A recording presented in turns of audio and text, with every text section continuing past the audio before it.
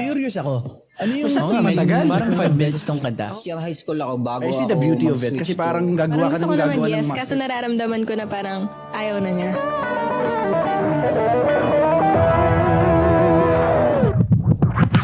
Hi, ako si Jiro.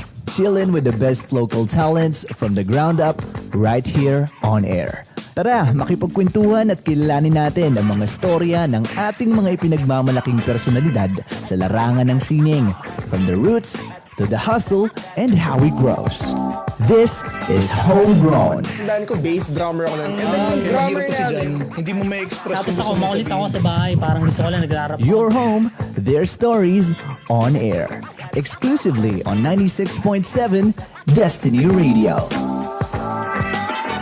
Destiny Radio.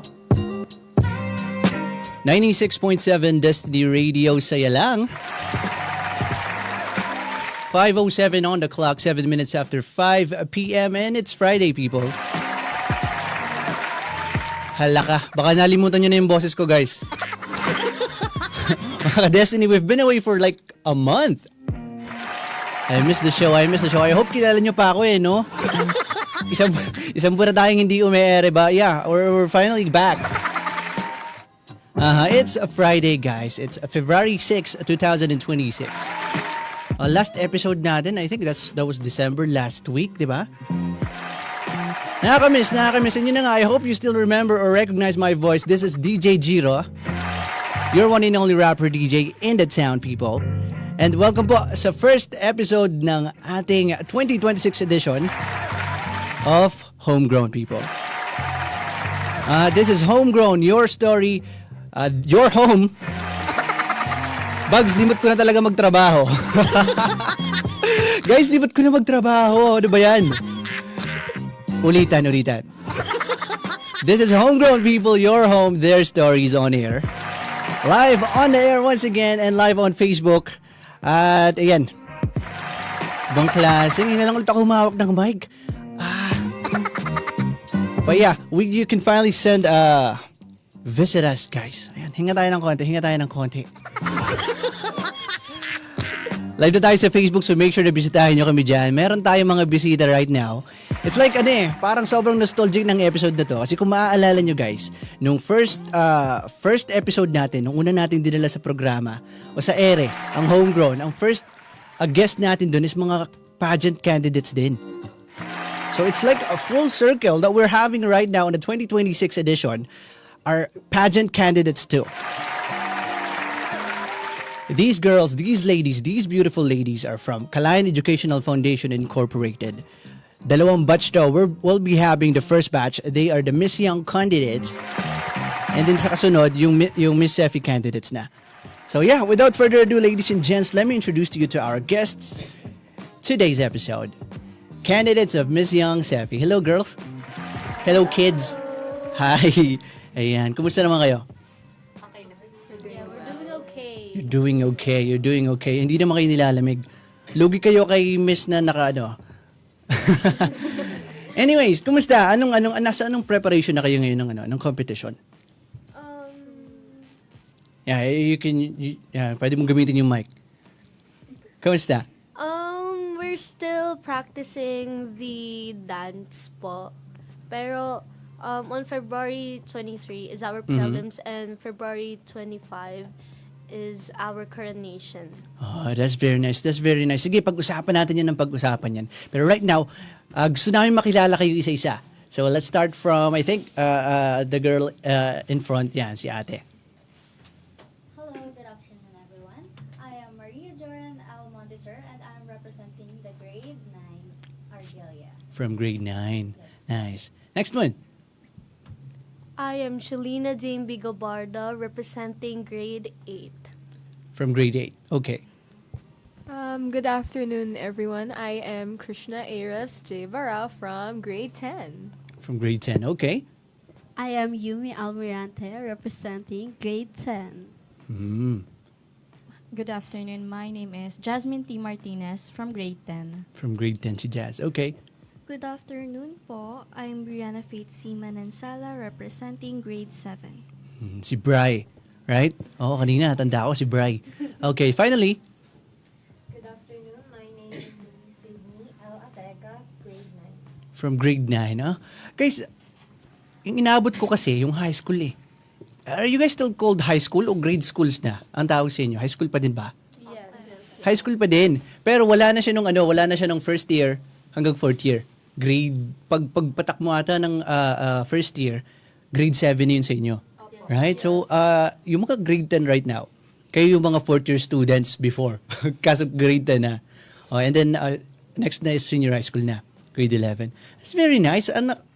Kasi nga, ang inaabot ko is yung yung first year hanggang fourth year. So that's very nice. What's the difference do you think? Meron ba kayong mga like yung may mga kuya ate ba kayo na umabot sa ganun? Nung umabot ng yung first year pa yung tawag sa kanila nung grade 7 sila. Meron kayong mga ganun? Wala na. Tita lang po. Mga tita. Sorry. Ganun na ba ako katanda? I think. Oo, kasi nasa anong age is ba? Si grade 10. Nasa anong usual age grade 10 right now? 15 and 16. Ganun pa din naman siya. Oo nga, nung nag-first year high school ako, I was around that age din eh. So, yeah. Okay, let's go back to the pageantry. Sino sa inyo yung may mga experience na? Yung mga hindi first-timer? Ayan, si from grade 10. Naku, mahihirapan akong tandaan. Si Crush na ka nga ba? Yes. Oh, tama. Hinulaan ko lang yun, ha? Okay, Crush na. Ano yung first competition mo? Actually, my first competition for pageantry is Miss Young 2025. Miss sa Young. Calayan din po. Miss Young Sefi din. So, same competition. Yes po. I like your voice. It's very pure. Thank you. Crush na. Okay, grade 10 ka. What do you plan on taking? Pagka senior high school ka na? Strand. I'm actually planning to take Humes po. Humes. Yes. Okay. I think Humes din yung tinitake ng mga nagko-communication eh. Is it something in your mind na when you go to college or you're gonna take communication? Just because you have that voice. I believe you could be on the radio too. Actually po, I really like, the concept of communication po and public speaking. But I'm setting my sights po on,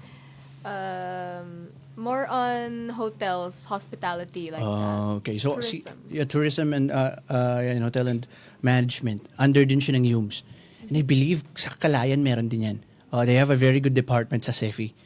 By the way guys, sa mga nakikinig pala, sa mga hindi nakakaalam, ako po ay alumni ng CEFI. So this is more like a reunion with these CEFIzens. Di ba CEFIzens yung tawag sa inyo? Yes, sa atin pala, I'm sorry. Na tapos yung CEFI, most of the time, do you guys get that experience? Yung CEFI, ang tawag nila CEFI. Nakarinig na kayo. Diba? So just to correct everybody na hindi alam banggitin yung CEFI, that's CEFI, not CEFI, di ba? Ganun yun. Uy, CEFI-zen. CEFI-zen. Okay, so that's Yumi. Not your first competition. How about the others? Meron pa bang naka-experience na ng pageant before? Lahat kayo?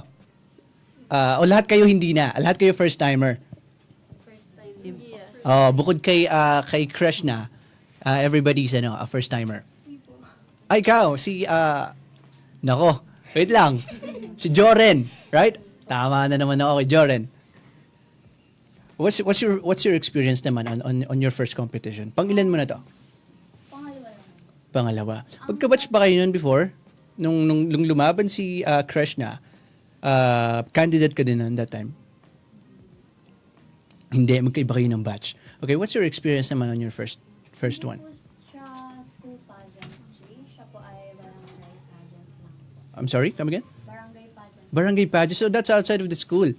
What's the difference? Palagay mo, right now na nag-start ka na kasi di ba may mga practices na kayo. What's the difference sa palagay mo ng pageant dun sa barangay niyo, experience mo doon at sa experience mo ngayon? Mas marami pong ginagawa dito sa school kasi po may Lapit ka ng konti para marinig namin yung boses mo. mas marami pong ginagawa dito sa school kasi po may mga pictorial, Okay. may mga video Videos, video promotions. Opo. Oh, I see. I think it's more like meron kayong experiences. So there's something that you could extend to your co-candidates that are first-timers right now. No, meron bang mga ganun chances na since na-experience mo na siya, yung past pageant mo, tapos nakita mong nag-struggle yung co-candidate mo, parang, guys, inano ko na yan before, ganito yung siguro yung dapat mong gawin. Ganun. Kumbaga, parang kung sa pageant thing, kayo yung mga ate ng mga co-candidates nyo.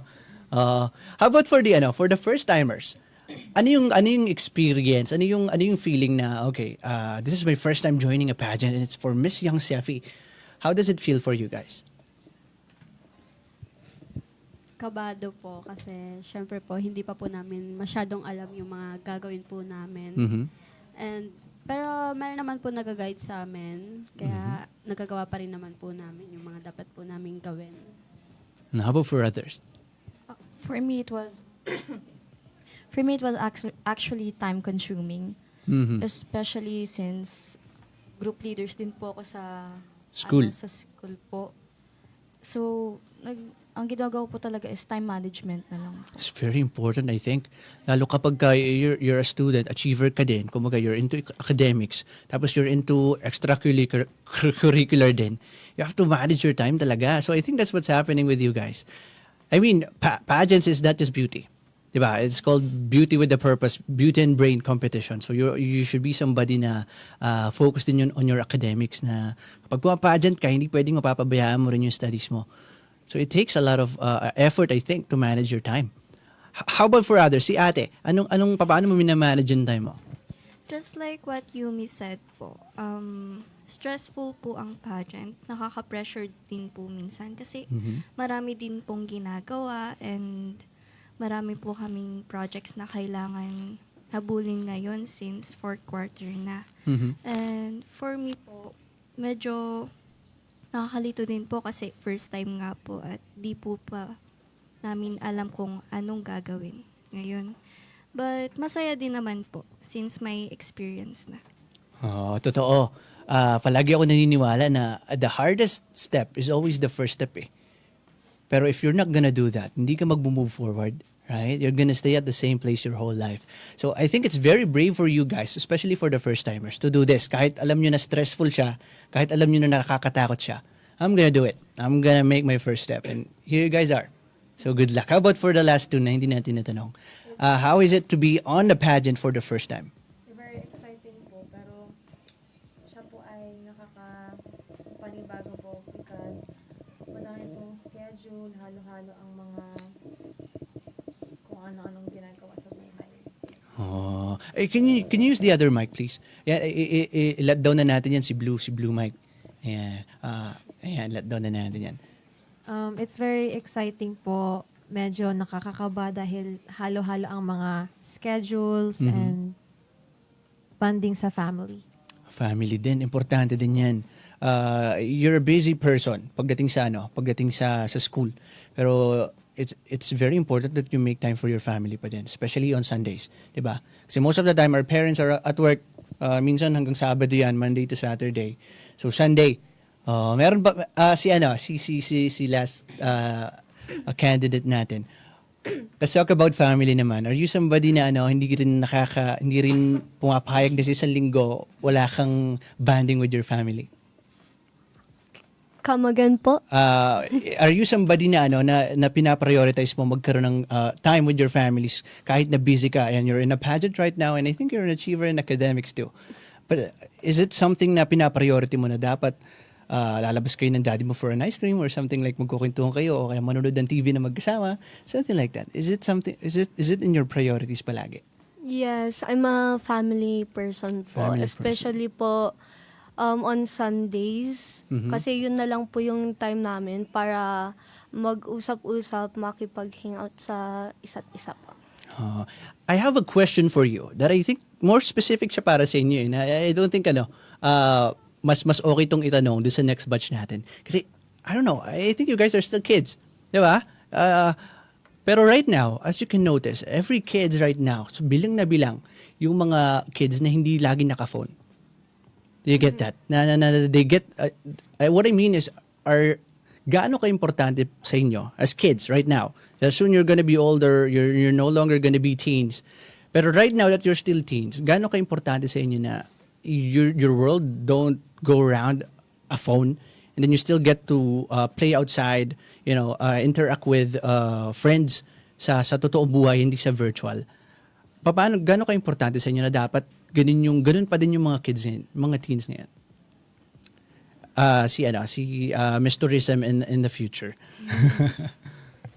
Ano po, for me, actually, it's really important po na a child gets to spend time without a phone po. Kasi they grow to be dependent on it for entertainment and such po. Actually, ano po, kids kasi po, they also need to experience reality itself. How the world outside goes round and how... And also, ano po, the love and affection po of parents and the happiness they will experience po if they spend time with their family and their friends. Totoo. One more thing is that sa mga bahay, sa mga households, ewan ko napapansin nyo, na sobrang dalang na ng TV or may TV ba, hindi na siya nagagamit. You know what something that we're missing about that idea is that kapag ka kasi sa TV, compared to sa phone, kasi I think the very reason why hindi na inaamag na yung mga TVs dati sa mga bahay natin is because of our phones. So, pag kasi sa phone, individual na siya, kanya-kanya na siya. Pero the idea of TV is, isa lang yung panonoorin nyo. Kumbaga, magkakasama kayo, banded kayo ng family nyo. So, I think if ever lang, which is I think I'm very positive, nakakalimutan na talaga siya yung idea ng TV na kasi kanya-kanyang phones na tayo eh. So, again, you guys are candidates of a pageant and again, beauty with a purpose yun eh. Was it something na kailangan is meron ba sa inyo na may ganung klase ng advocacy? Let's remain or maintain the bond within the family kapag lalo na't mga bata pa tayo right now. Meron ba sa inyong ganun or wala? It's fine o wala. Or something like they get the idea. Okay, let's call somebody. Let's call Shelly. Yeah, si Shelly. Ayan, si Shelly pala, oh. Yung pala si Shelly. Shelly, how about for you? Wait, sorry po, come again po. You know, we were talking about pinag-usapan natin yung beauty ng idea na you spend time with your family. Oh, lalo kanina sabi mo pala ikaw yung family person, 'di ba? Gaano ka-importante sa palagay mo na we still band with our family? We still spend time with our family talaga? Because yun na lang po yung chance nyo na pwede po kayong makapag-usap-usap po sa isa't isa. Especially yung mga problema po. Basically, unity. Tsaka tawag dito, I think one step forward to that idea is to minus your time using your phones. Diba? Yes. Yeah, you all agree with that? Mm-hmm. Okay. Now, let's go with this one. Small talks tayo. Small or big, I don't know, but this is gonna be light. So, if you could create your own theme park, what would it be called and what would be the main attraction be? Again, these are teens at kanina pinopromote natin o gusto natin sabihin na you should spend your time outside, less phone and things. Na kung magkakaroon kayo ng pagkakatao, buo na isang theme park. Anong klaseng theme park yun? Ano yung pinaka best attraction na ilalagay nyo doon sa theme park na yan? Right, let's start with Yumi. So, magiging theme park ko is actually Dreamscape ang pangalan. Dreamscape. Where Okay. you could experience, where the main attraction was a ride where you could experience different dreams and fantasies. That's interesting. Okay, so it's a theme park called Dreamscape, where you can experience dreaming. Something like that. There's a ride in there. Tapos you get to enter a dream. It's very interesting. That's very interesting. Next, si ano naman? For me is Family Land. Family Land. And the main attraction would be the Ferris wheel. Ferris wheel. I love Ferris wheel actually. So, Ferris wheel since syempre po pag nasa taas na kayo, maganda po yung view sa taas. So, kapag kasama nyo nga po yung family nyo, you would get to enjoy the view with them. So, it's a memorable... A shared experience with your family, with that scenario. Kadalasan kasi, I don't know but right now, when we think of Ferris wheel, in that kind of scenario, you always think about somebody else, a partner or a lover. Though it's fine. It's not something na hindi din siya maganda for a couple. Pero imagine you spend that kind of moment with with your family. It's extraordinary. It's something na maaalala nyo palagi, and that's a very good experience. Kumbaga kung sakaling you get to first experience that with your family, and then so hindi mo makalimutan yung experience mo na yun. And then one time you invite your partner to experience that too. Maganda yung memory mo, 'di ba? Ang kwento mo is, oh, I've been here with my family. Right, that's a good one too. Sino naman? If magkakaroon po ako ng theme park, yung magiging name niya po siguro ay Unipark. Unipark. I want my park to be colorful for children to play in.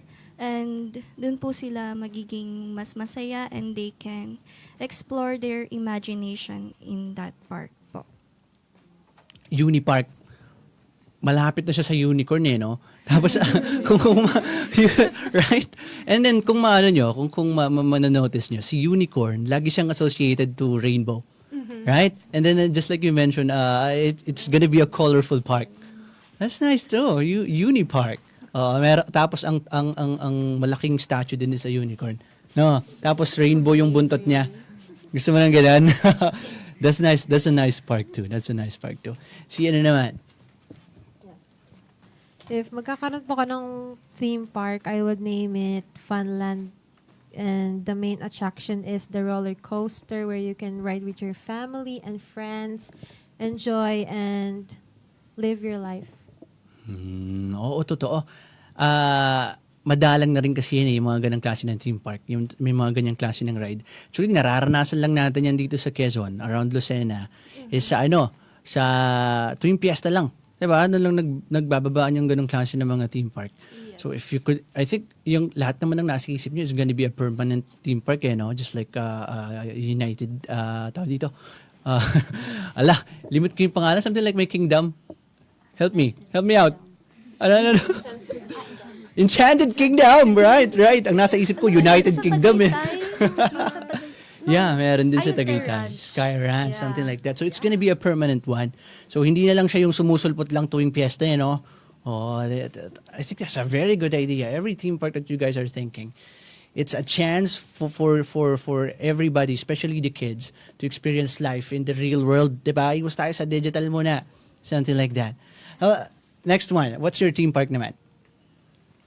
Actually, I would name it Land of Freedom. Land of Freedom, okay. You're a deep person. Anybody says something like that to you?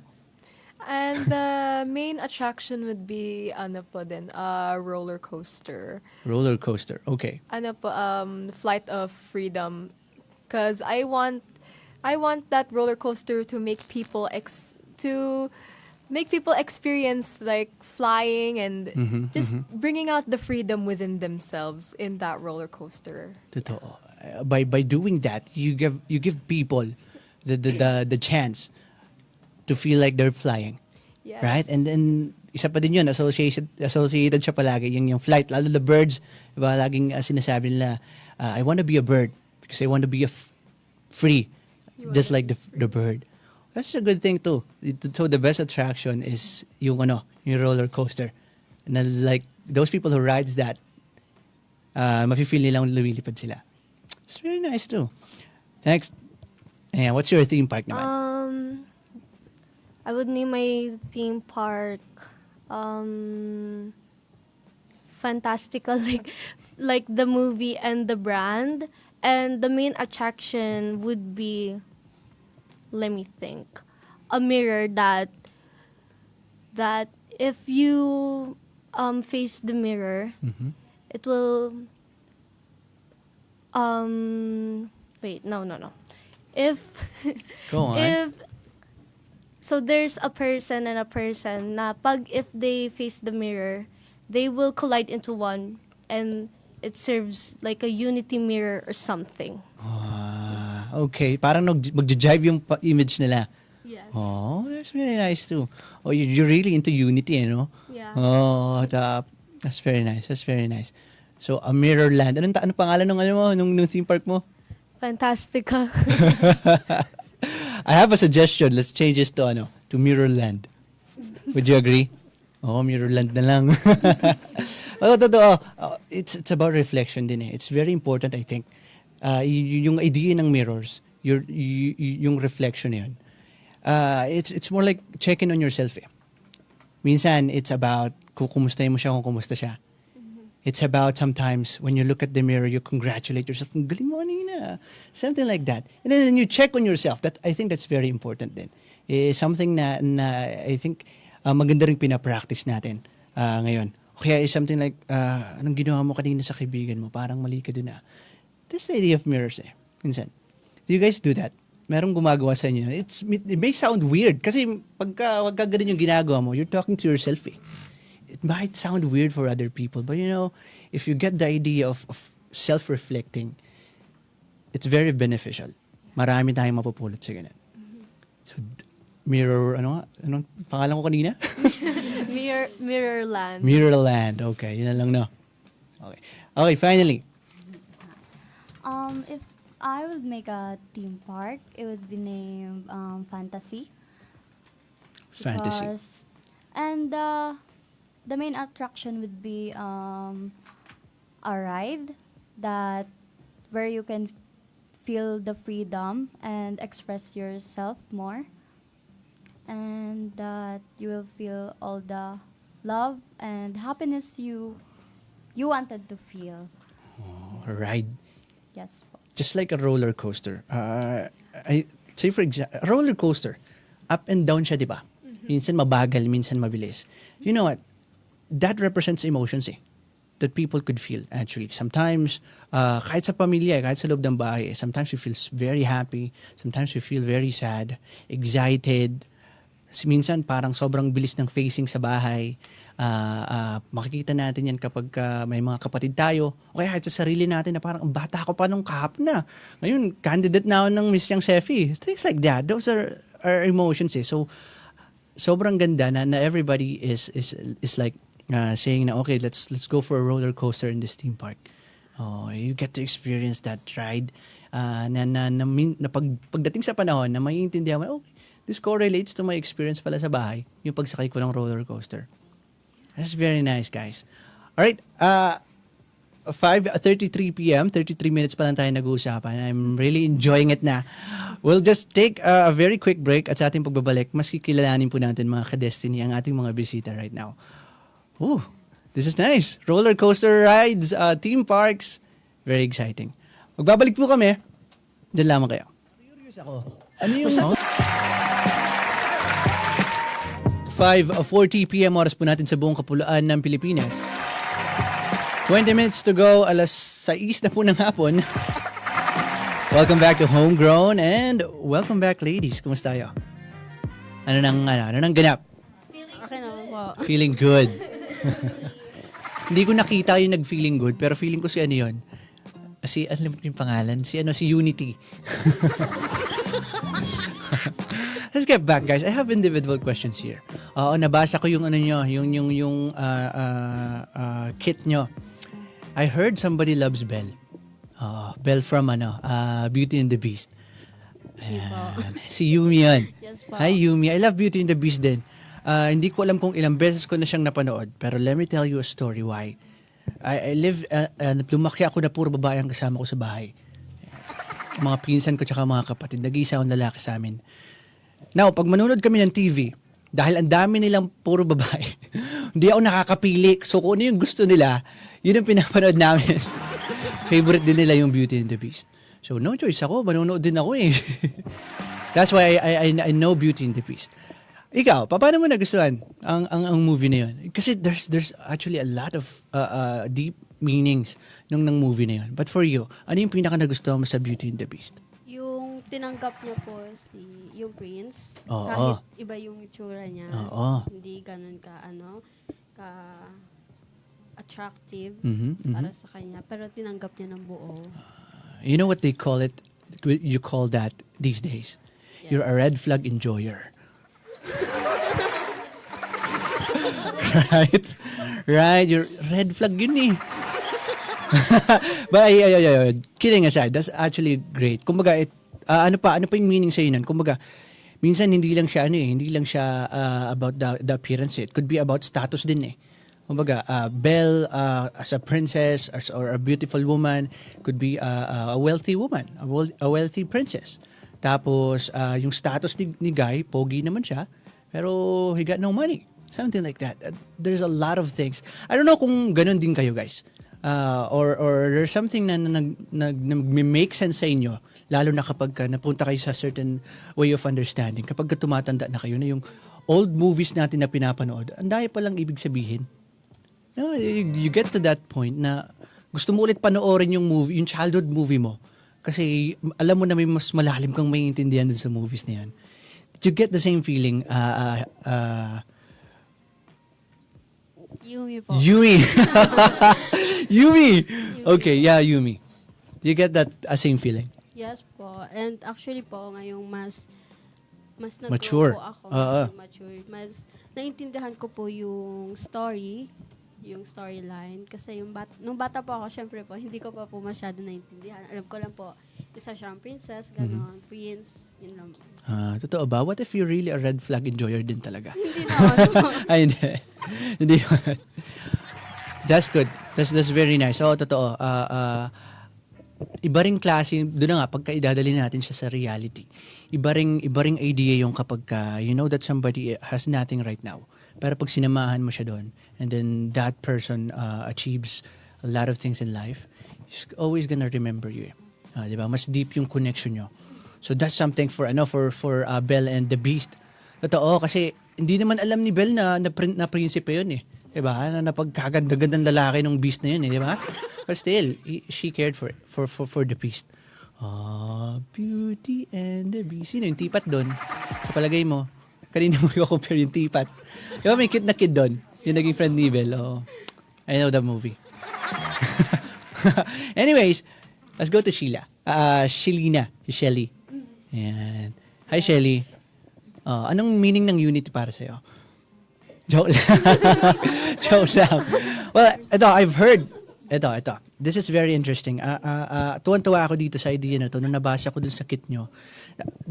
You're a problem solver. Mm-hmm. Ilan taong ka na, Shelly? 14. You're 14. And then, sobrang mo nang pinapractice yung pagiging isang problem solver. Mm-hmm. You know what? Ano yun skill yun ng isang matanda eh. And not na hindi natin siya, no? Kumbaga, hindi dahil sa ayaw natin siyang ma-experience. Just like you're experiencing right now. Problem solving is already your skill. Mm-hmm.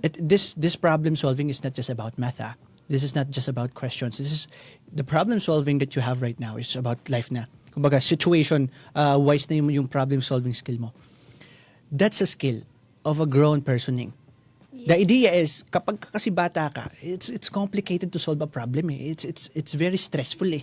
Kumbaga, so yung idea kaya ko to sinasabi, kumbaga it's not for kids kasi kids should now at least enjoy themselves muna. Kumbaga, those kinds of pressures into learnings mo na lang muna ano yun. Huwag ka na munang pumunta dun sa pressure na yun.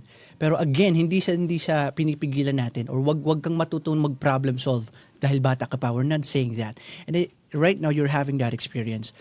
Paano nabuo sa'yo yun? Yung pagiging isang problem solver mo? Was it your parents that taught you that? Paano mo siya na-acquire? I grew up in a household po that if there's a problem, there's a solution. Wala yung dapat, you should it's already negative. Dapat may positive din, which is the solution. That is very true. Yun na nga. I admire that. You're 14 and you have that kind of thinking already. The girls beside you are gonna learn from that. It's something na sobrang, it's more like you're one step ahead of every people eh. Kapag instead of panicking, you relax in a situation and you think of a solution over a problem, that's definitely something else. Ibang klase kapag meron kang nun. Meron ka bang experience na, say for example, sa ano nyo, sa competition nyo, meron bang isang problem na nag-occur, tapos you had a solution, ikaw yung nag-solve. Even the littlest thing. I think, may ganun ng experience? Wala pa. Pero mostly po sa mga friends ko po. Okay, let's hear an example. So I had this friend, she ranted about dun sa gusto niya po. And I was like, wag mo na yan, iwasan mo na yan, alisin mo na yan sa isip mo kasi wala ka ding magagawa dyan if hindi ka gusto. That's a solution you provided. Oo. Basically, an advice po. An advice. Totoo. Sometimes, the best solution that you could give to somebody who's ranting, here's the thing, it's a little bit different, pero here's what I have to say. You be a listener. You don't have to say anything sometimes to somebody that is ranting over his ex or his crush or her crush. Sometimes kapag sobrang stressful nung ano nila, minsan kailangan mo lang pakinggan eh. Kasi from the term they're ranting, they just wanna rant about it. Diba? Gusto nilang i-release yung feeling niya. So, when they found out that they have somebody, an all-ears person, which is gonna be you, okay na sa kanila yan. Again, problem solver, that's very good. That's Shelly. Yeah, si Shelly. Let's go with Krishna. Yeah, si Krishna naman. You love drawing and designing. Yes, right? I really love that. I really love doing those in my day-to-day basis. Yeah. Saan naman nanggaling yun? Yung pagmamahal mo sa pagde-design, sa pagde-drawing? Actually, I started to draw back when I was 3 years old, and from that point onward, I just draw po characters and all. And from outfits po, I think I just started when I was 14. I found my own style, and from that point on din po, patuloy ko na rin pong gumagawa ng mga ibang clothes. Yeah. Oh, you made clothes then. You make clothes then. So you're really like a designer at such. 'Di ba? Anong creation na yung nagawa mo that you're very proud of? Actually, in the field of making outfits, all of my outfits are okay naman po sa akin. All of them are my favorites. And for drawing, I also like all of my drawings since all of them are within my creation, and that's how I express myself. So in that way, I am able to fully express what I feel, or just to fully express what I want to wear for the day. Yeah. That's very artsy. Yun yung pagde-design na yan. Kasi when you design something, you're giving a part of yourself in that design eh. So when you make a design, it's like that's you at some point. What you made is yourself. Tinitingnan mo, nakikita mo ba yung sarili mo na kapag tapos ka na sa schools, you've done senior high school, you've graduated from college, nasa aeroplano ka na, if you're gonna be an FA, is it something like you're gonna do a business? It's gonna be a business na eh. Or maybe something like a hobby. Pero at that point, you're somewhat somehow doing designing professionally na. Nakikita mo ba yung sarili mo doing that thing? Actually, a part of my plans po is not outfit designing. I prefer wearing outfits po. That's why in one of my plans, I'd like to go for modeling. I think that suits you. Minsan ganun eh. Iba yung pag may designer na pinagsuot ka lang. So yung sense nung fashion outfit na yun, it's from the designer. Pero iba din kapag you have your own taste of clothes. Merong pwedeng ibigay sa'yo na isang design, si designer, and then somehow you can make it your own. Pag dadalhin mo siya ng ikaw yung may touch, something like that. So that goes for models. There's a designer and there's a model. Pag pinag-combine mo yun, mas okay. You have both of the thing. So modeling, I really think, is for you then in the future. Diba? Or maybe right now there are teens that are modeling for teens clothes, something like that, right? Meron na bang kumokontak sa'yo, mga ganon? Meron ka na bang modeling experience? Actually, I had classes in modeling beforehand. I already have like a set card and such. But right now, I'm gonna focus more on my academics since I have to prioritize getting into a good school before spending more time on something else, another responsibility that could just affect my time as a person. Nice choice. That's what you call prioritizing what needs to be prioritized. Oh, sobrang ganda na. So that's Krish. Yan, si Krish. Let's go to Sydney naman. Ang layo ng ano ni Sydney, no? Ng kanyang or is it your second name? Louise is your first name. Yes. Saan galing si Sydney? From my father po. Okay. Now, is it Sydney, pangalan mo din ba siya? Second name mo ba siya? Or Name ko lang po. nickname mo lang si Sydney? Wala siya sa Ito po government sa name mo? ko po. Sorry? Louis Sydney L. Atega po. Ah, okay. So it's on your government name pala. So instead of them calling you Louise, they call you Sydney. I'm gonna call you Louise right now. Okay lang ba? Yes. Oo. Para ay dun lang ako natatawag ng Louise. Sa sa 96.7 sa homegrown. All right, Louise. You describe yourself as a baddie. This is a new term ha. Nung high school ako wala. Pag bad boy, yun lang meron sa amin. Robin Padilla. Oo, James Bond. Yun lang ang bad sa amin. Call yourself as a baddie. What does baddie means to you? Kasi right now, for what I know, pagka-baddie ka, you're a very confident woman eh. Something like that. But personally, para sa iyo, what does that term represent? I use my confidence to inspire and my kindness to empower people, especially to my young fellow women, and to encourage them to be themselves in their own true, unique way po. That's very true. I think that's very important sa lalo na kapag you're into pageants. Confidence, bravery, pero dapat you still have a soft heart eh. Diba? Soft heart to feel other people's situation, things like that. Pero sometimes you cannot do that if you're not confident on your own skin eh. Diba? So that's what a baddie means to you. Kindness and confidence. That's very good. If you could change the term, kung ano lang, on the spot question lang. If you could change the term, but the idea is to be confident and kind at the same time. What's that term? Let's help her. Baka meron kayong suggestion. Para sa'yo. Iconic po. Iconic. That's a very good one too.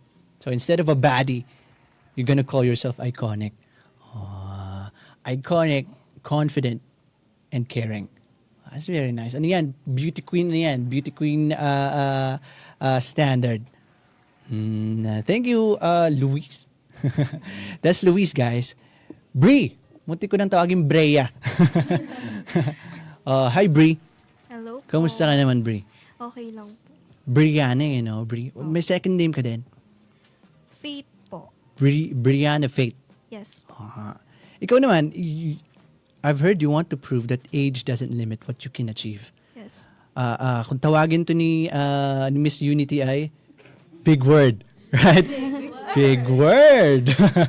Yan, big word. Age doesn't limit what somebody can achieve. Yes. What's that one way that na nasosurprise ang karamihan na tao na ginagawa mo, especially at that age of yours? At a young age po, I'm learning to play violin na po. Oh. Yes po. And now, nagpa-practice po ako every day and nakakapag-play na din po ako ng mga basic songs po. And my favorite songs din. Wow. On the violin? Yes po. Oh, isa yun sa mahirap gawin eh. Pero one thing I've noticed, yung mga musicians, kasi ako, I'm in the music industry. Marami rin akong musician na kilala. So, ako, naging artist na ako, naging recording artist na ako, hindi pa rin ako marunong tumugtog ng instrument. I play guitar, pero sobrang limited nung chords na kaya kong gawin. Kapag binabalikan ko, ang naiisip ko, nakakahawa kasi ako ng gitara, medyo na ako hindi na ako kid hindi na ako bata eh. Medyo nasa 20s na ako nakahawa ako ng gitara.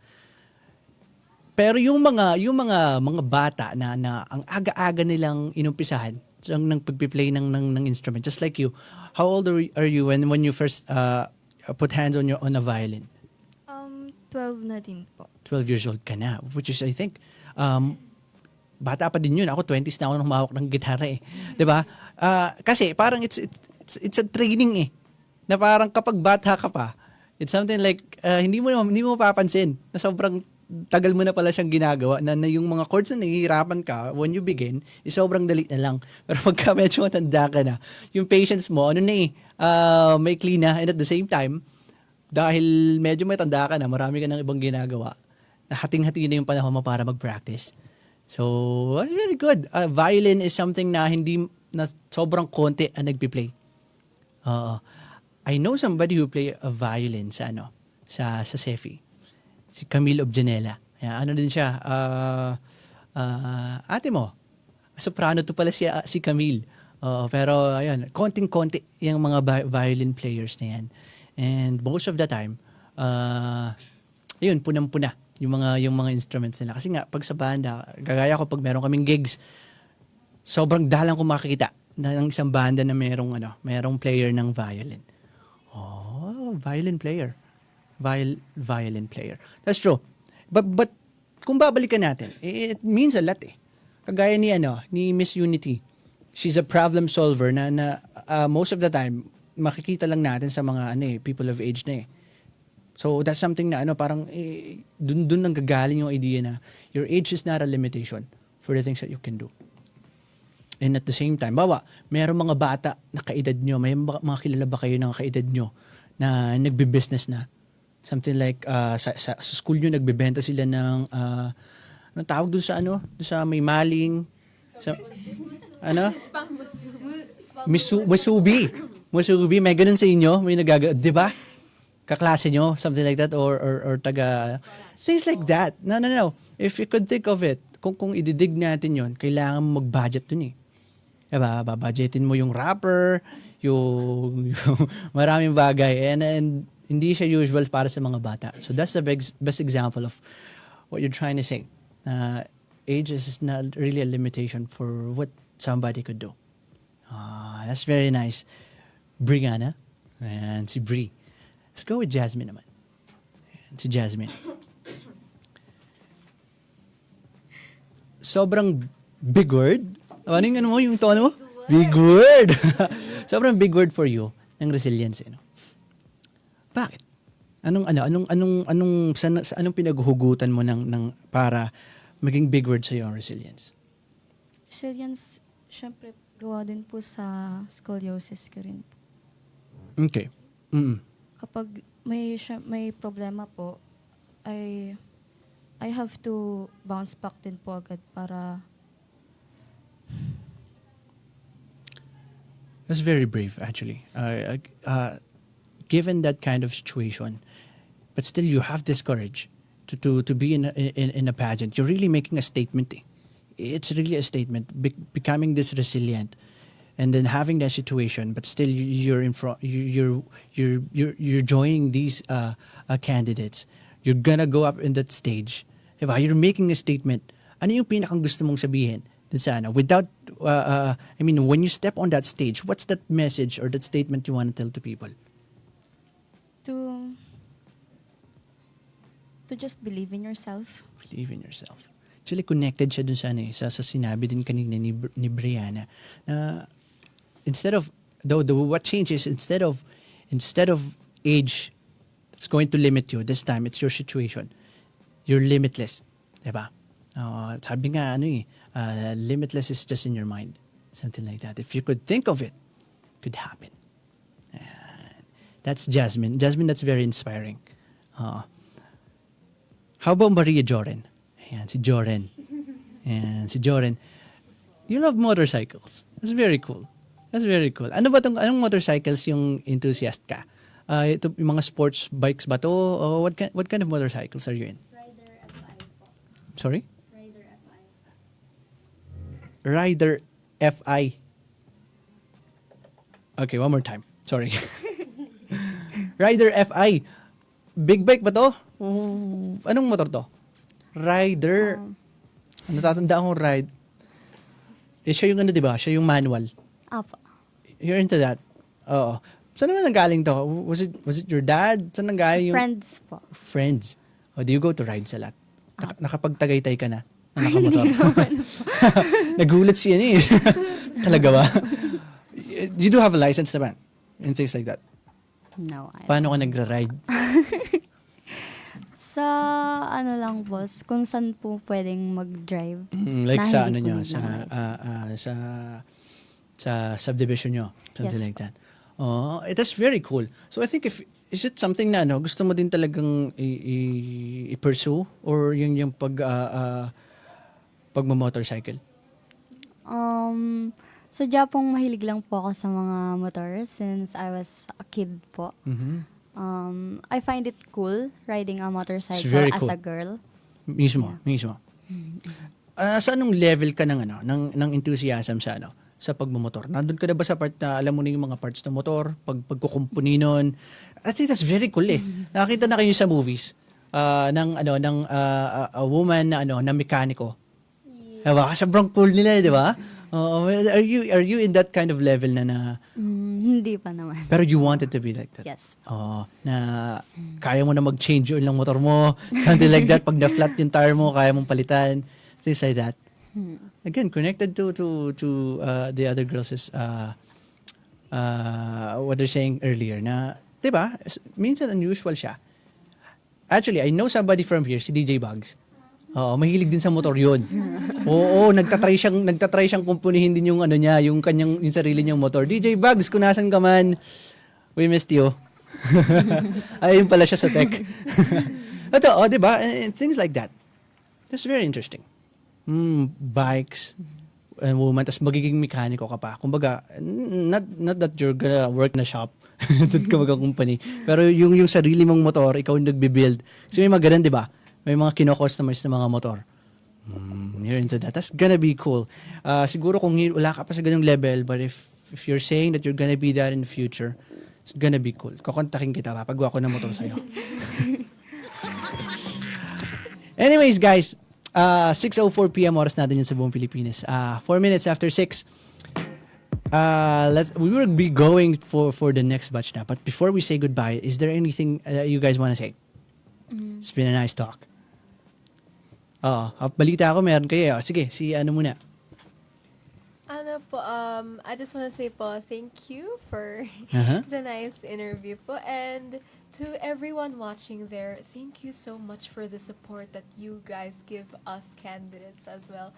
Always know that we love you guys so much. At saka naalala ko, there's something that you guys want to tell people about. Tungkol sa CEFI. There's a lot of activities. Sobrang namimiss ko yan. Nasa Kalayan pa ako. Halos 2 linggong may event sa CEFI for the founding anniversary. Ano yung mga kailangan nating abangan sa CEFI na you want to tell the people? So, we began our celebration with a forward-looking conversation as our CEFI employees, private companies, and organization shift from busy work to breakthrough. So, embracing strategic AI to future-proof their careers. Nangyari po ito kaninang umaga sa JBC Theater, Karunungan Hall. This upcoming February 13, Friday, let's move, groove, and get energized at CEFI Zumba event. Mga titos and titas ba dyan o estudyante? We invite students, employees, parents, and alumni to join the event. Sige, punta ako. Tito na din ako eh. Okay. Zumba. May ano pang paparating? Abangan nyo naman sa darating na February 17 hanggang February 19 ang aming mga booths mula sa elementary, junior high school at senior high school programs sa gaganaping Basic Education Fair. Exciting. Dami activities ng CEFI. Tuwan-tuwa ang mga taga-sepay. Okay. Pagdating naman po ng February 23, Cefizens will gather as one community to offer Thanksgiving as our anniversary celebration begins with a Eucharistic Mass at the 4 v.m. gym. Tutugtog kayo, kakanta dyan ng minstrels. Perform kayo dyan. Nakakamiss din yun. Nag-president kasi ako ng minstrels. Tapos every time na may mass, hindi pwedeng wala kami. Ako kumukontak tapos yung iba sa amin bit-bit yung bit-bit yung organ, yung keyboard. Things like that. Okay, next. Ano pa? Matapos ang solemn celebration, formal na naming bubuksan ang 53rd Foundation Anniversary with a grand opening followed by the rising cultural competitions like Makabagong Harana, Hip-Hop, Folk Dance, at Baton Flag Competition. Alright. Meron pa? Ano pang pag... Okay, go. On the same day, February 23, me and the rest of our candidates, Miss Young Sefi and Miss Sefi, will be vying for the casual wear, uniform, and talent portions with the Miss Sefi Pageant 2026 preliminary competition. Oh, exciting events. Nice. It's very nice. Guys, thank you very much for a very good talk. At totoo, sa lahat ng binanggit nyo, sobrang exciting. Just like before, I think nag-level up pa nga yung excitement na bit-bit ng Kalayan ng Sefi. So, thank you very much for sharing your insights. You guys are very beautiful and insightful. Beauty and brain indeed. And we want to see your purpose on that pageant. So, let's go. Good luck on Miss Young Sefi's coronation night and everything. Maraming salamat. Woo! Thank you po. Thank you. Thank you so Salamat. much po. Salamat. Thank you so much. Thank you. 8 minuto na po makalipas ang 6 ng hapon. Once again, ito ang ating programang Homegrown. We will take a very, very quick break once again. At sa ating pagbabalik, kasama naman natin ang candidates ng Miss Sefi 2026. Ako po si Jiro, magbabalik kami. Diyan lamang kayo.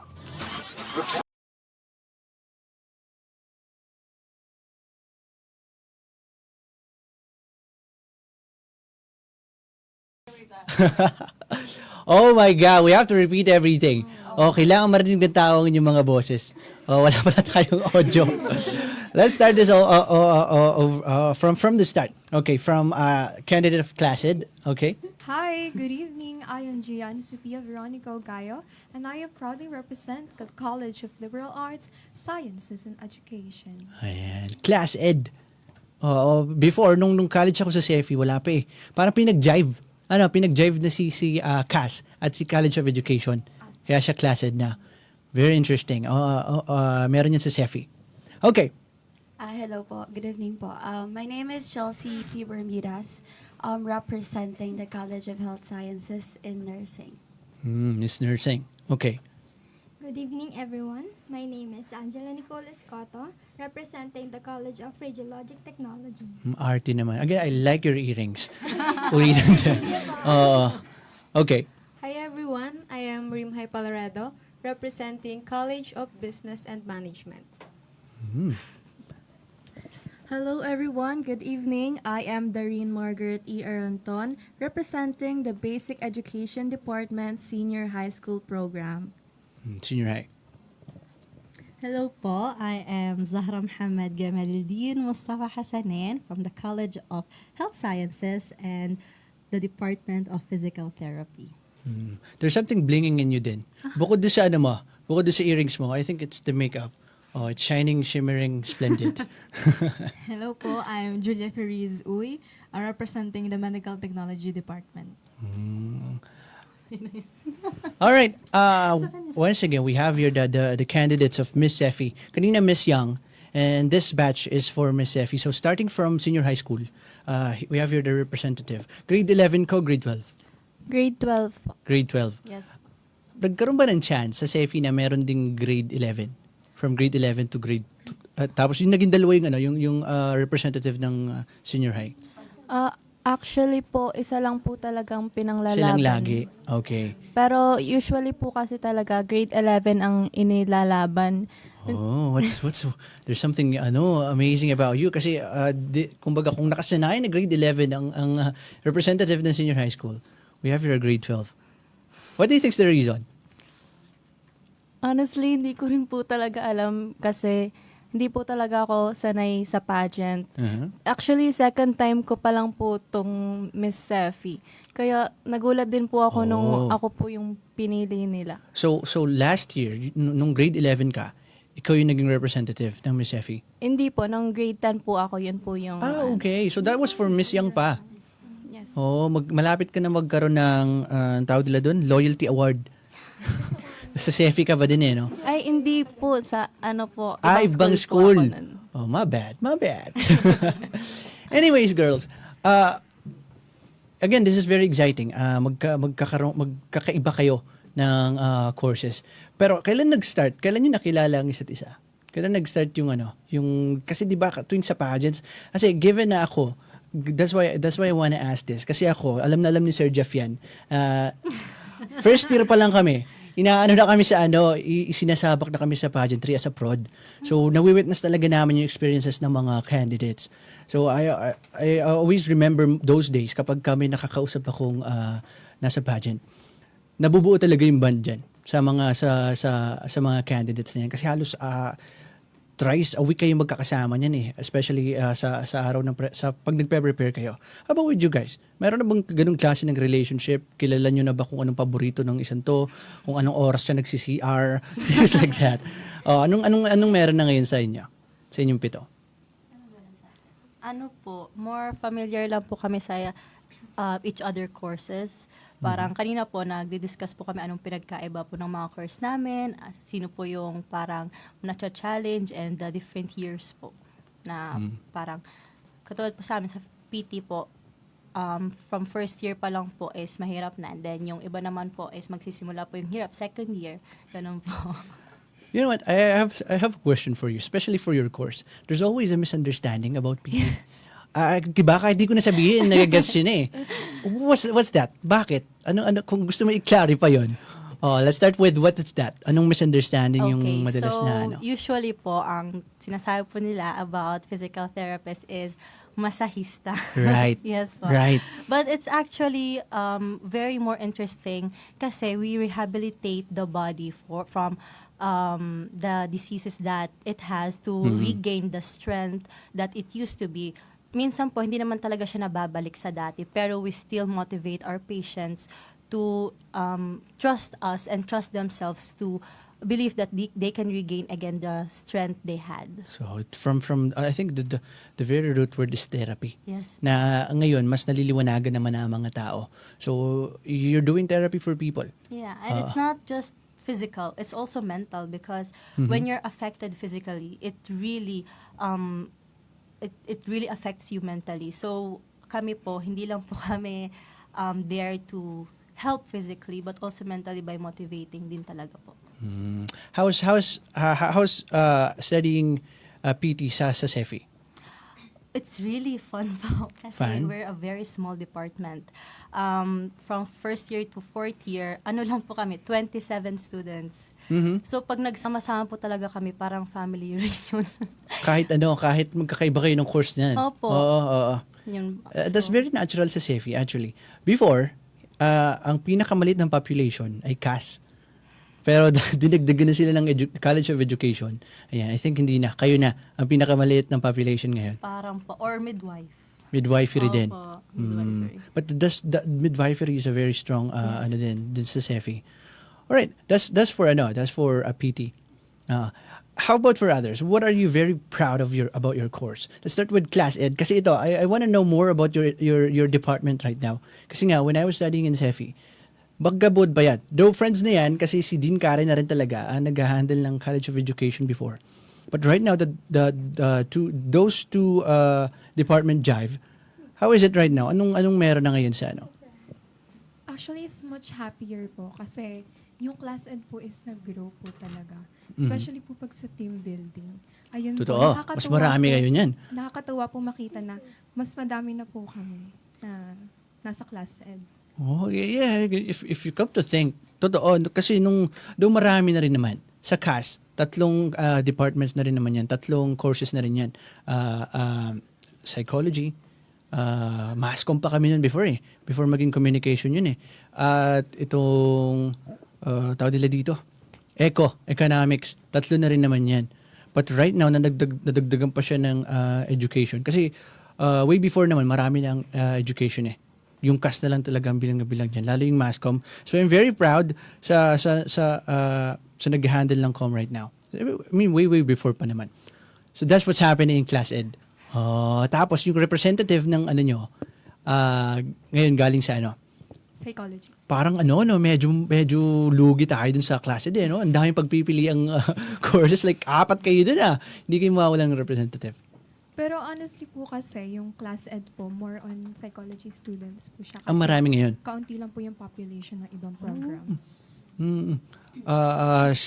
Psych students, noon pa naman madami na talaga sila. Headed by Miss Ma'am Amy right now. Ma'am Amy. Of course, sa iba naman.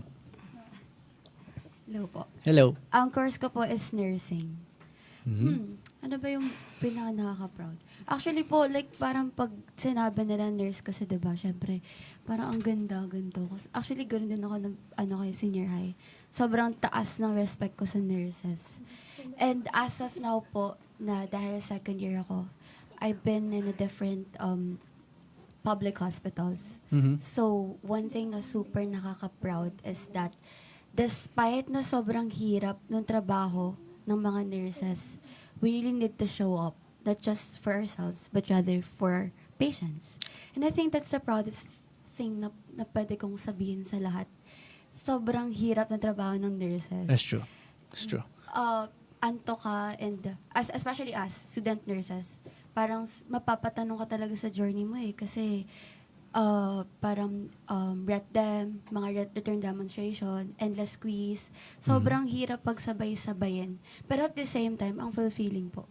That's Kasi, siguro po yung pinaka talagang maganda is yung sa mismo duty namin. Kasi we get to interact with different patients.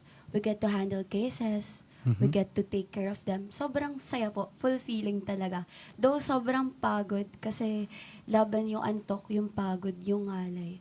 Pero sobrang sarap sa puso na makatulong and makabigay ng therapeutic na pwede mo maibigay sa tao. That's very true. Actually, most of the time, si nurses are more like parang kaparehas yun ng teacher. Na ang teacher, madalas parang kapareha ng sundalo. Na ang mga sundalo kasi once na nagsuot na sila ng uniforme, once mapunta na sila sa service, hindi na para sa kanila yung buhay nila Para na yun sa bansa. So just like the teachers, may responsibility ka na sa public. So ganun din yung nurses. So we salute you guys, yung mga nurses na yan, kayong mga nurses. Imagine right now, you're a student pa. I think sa OJT mo ba siya na or anong tawag sa inyo nun? Opo. Sa OJT mo siya na-experience? Mga clinical duties po. Actually, hindi naman po sa clinical duties sa hospital Meron din kami sa community service, which is we get to interact with other people sa mga urban areas. Like, nag-interview po kami. Like, first hand namin tinitignan yung mga bahay nila ganito. Then, ina-assess po namin. Sobrang broad po nung nursing. Kaya, sobrang ko talaga, parang pag po nakatapos ako dito, parang sobrang laking gaan. Yeah, sure. Parang sobrang laking tinik yung mawawala sa akin. So, ayun po. So, good luck. Good luck. Thank you po. Yeah, let's ask Miss Bling Bling. Anong course mo naman, Miss Bling Bling? Ang course ko po is Radiologic Technology. RT. Right, oo. There's also a misconception about the radio technologies na parang ano yun? Sige, let's ask you personally. Ano yung biggest misconception about the radtechs? So, akala po kasi nila kami po is sa radyo po. Right. Hindi po kami Right. Kami po is we are the eye of medicine po. The eyes of medicine. Yes po. We do x-rays, MRI, CT scan, and madami pa pong modality. For a doctor to diagnose something, kaya kailangan ng mga bagay na yun. At kayo yung tumatrabaho doon. Hindi siya gawa ng nurse, hindi siya gawa ng PT. It's a job of a radio technologist. May medtech nga ba tayong kasama? Oo nga pala, si Julia. I know a lot about medtechs din. So let's jump into you later. So, RT, that's one of the biggest misconception. Kasi di ba may radio kasi din sa radio technology and at the same time technology. I mean, this right now, this booth, it's a radio technology, literally. Right? Pero when it comes to study, especially in the medical thing, kayo yun. Meron akong tito na graduate din siya ng Kalayan. RT na siya ngayon. Meron na siyang sariling clinic and that's what they do. sa San Francisco, Quezon. Oh, shoutout pala sa kanila. I think that they are Fernandez Diagnostics sa San Francisco, Quezon. Hello, Tito Jomar. Things like that. So, okay. So, it's one of the biggest misconception about RT. May ganun ka ng experience na, uy, kumusta ang duty mo sa radyo? May gumagano ba sa'yo? Po, ano po, yung mga pinsan ko po kasi, hindi po sila familiar sa RT since hindi nga po talaga famous yung radiologic technology. So, tinatanong po nila ako, so, anong pinag-aaralan nyo? Nag-DJ ba kayo dyan? So, minsan natatawa po Ako ang ituro mo pag kami gumanin sa'yo. Follow mo yan. Okay. Tapos, ayun po, sinasabi ko naman po sa kanila. Kasi mga bata pa naman po sila, so ina-enlighten ko naman po sila kung ano po yung course ko talaga. What's the most exciting thing about I think, to the job na, I'm talking about the job. Have you experienced OJTs na? Not yet Not po. yet. Pero kung may naririnig-rinig ka na, saan ka most excited about? O pag nandun ka na sa field, pag nasa job ka na? Siguro po ma-excite po ako, specific na machine. So, ang gusto ko po talaga is ultrasound. Tapos ma-excite po, yun po yung pinaka na-excite ako. So, sana po pag nag-OJT kami, mayroon pong ganun. Kasi mostly po is x-ray lang. Pero ayun nga po. So, kahapon po kasi, nag-film po kami sa department namin. And pinagamit po sa akin yung ultrasound machine. Tapos tuwang-tuwa po ako nun. Tapos sobrang na-excite na ako. Na gusto ko nang mag-OJT, gusto ko nang magtrabaho. I get the sense. Kasi halimbawa sa akin, as an artist, pag may bago akong mic, ganun din yung feeling ko. Kasi that's my equipment eh. Parang ganun. Pag dito sa radio, pag may gamit kaming bagong mic, pag may bago kaming equipment, parang gusto mo i-baby yun. So for you as an arty, it's the machines. Yes po. Oh, that's interesting. Let's go to the next one. Anong course naman ni ate? Ang course ko po is hospitality management po. What's something about your I have a lot of friends sa HRM nga ba o something nyo? Pagka pinaikli.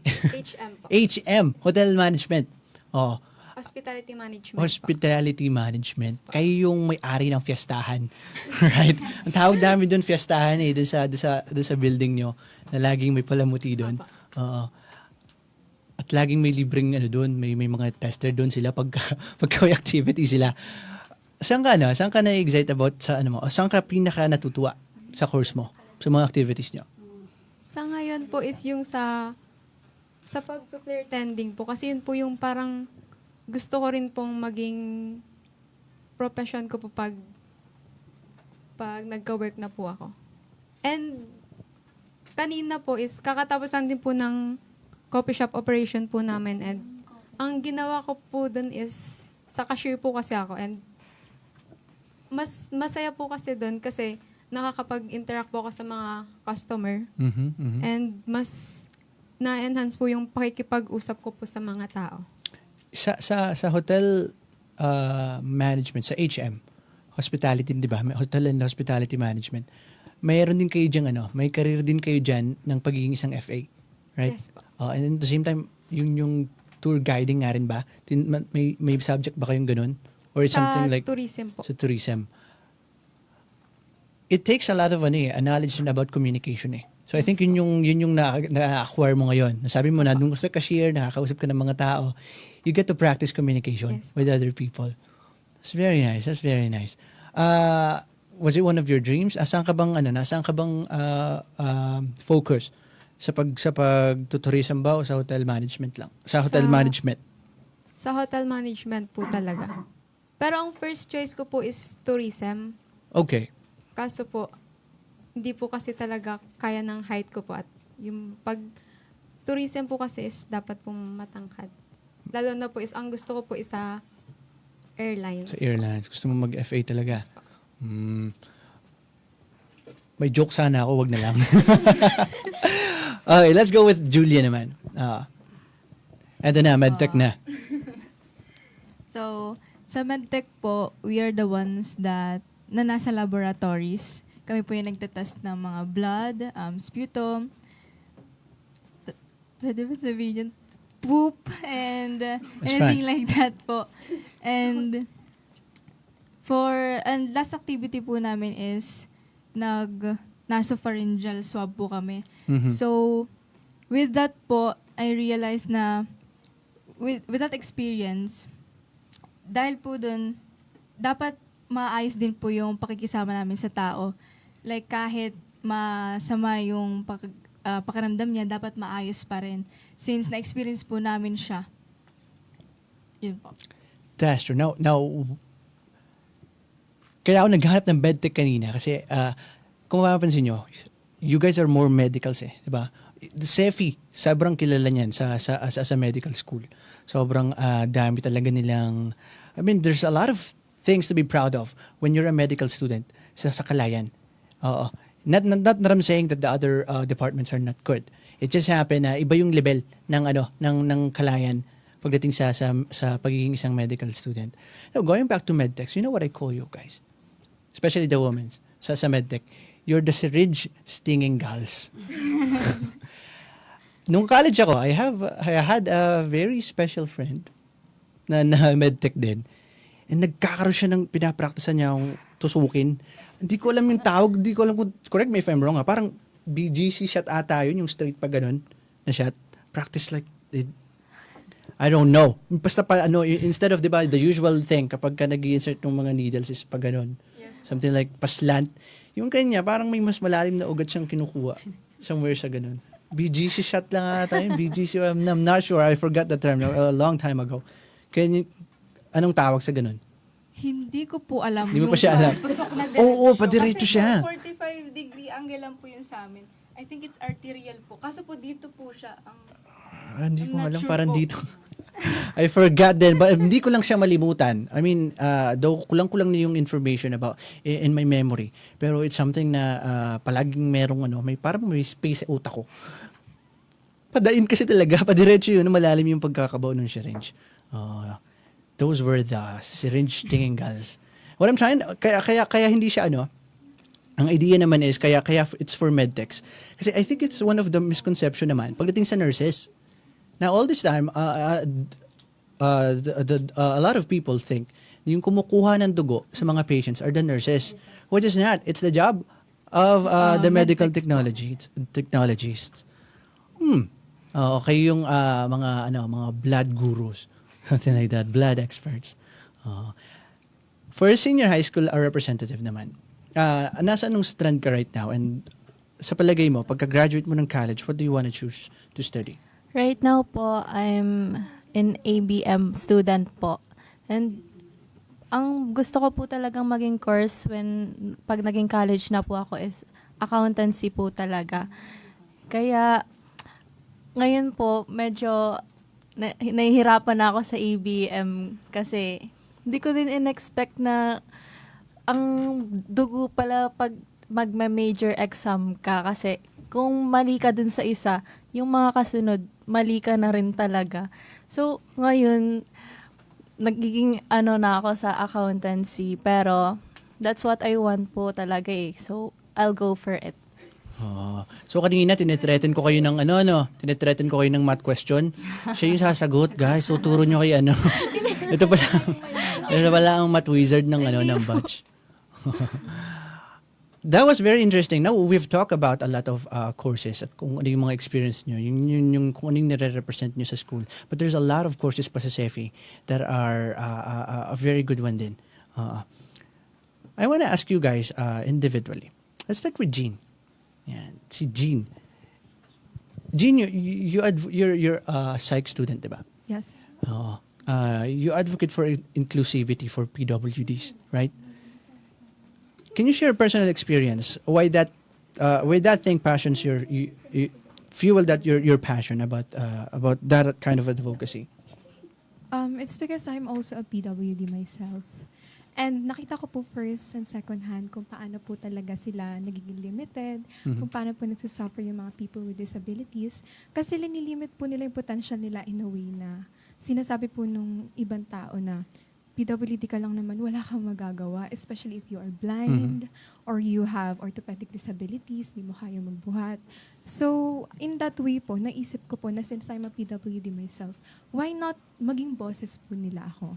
And yun po yung advocacy na lagi ko pong ginagamit when I join pageants, para rin po ma-open po yung eyes ng mga tao na hindi porket PWD ka, you cannot do so much. Kasi even if you're a PWD, kaya mo po talaga mag-contribute sa iba't ibang aspeto sa buhay. As a psych student, paano mo siya ina-approach? Yung situation mo psychologically? I mean, with the touch of being a psychology student, I mean, psychology is more understanding yourselves, diba? More on understanding how your mind works. Paano nakakatulong sa iyo yan when it comes to handling yourself as a PWD? Me myself po kasi, nakatanggap na po ako ng discrimination such as, ang pangit ko raw po maglakad kasi baliko po yung katawan ko. And then, sinasabi po nila na hindi daw po ako pwedeng gumawa ng mga gantong bagay kasi hindi ko raw po kaya. But then, as a psychology student, you just have to accept kung ano ka po. And i-cancel out mo po talaga yung negative noises from the outside kasi what matters is what's inside of you. That's very true. Actually, naalala ko lang, I have a friend, nag-graduate din ng CEFI. Psychology din siya. Psychology graduate din siya. She has something, I think, like yours. She has a problem with her posture. She's achieving a lot of things right now. She's in a clinic, leading a team. Na-invite na siya sa mga programs. Nagtutok siya. Things like that. Kagaya nung pinag-uusapan namin kanina, one of Miss Young Cefi's candidates, she mentioned something about about the limitation na binibigay sa iyo about your situation right now. Though meron kang ganung klase ng situation, it shouldn't limit you. There's a lot of things that you can still do as long as you believe you can. Diba?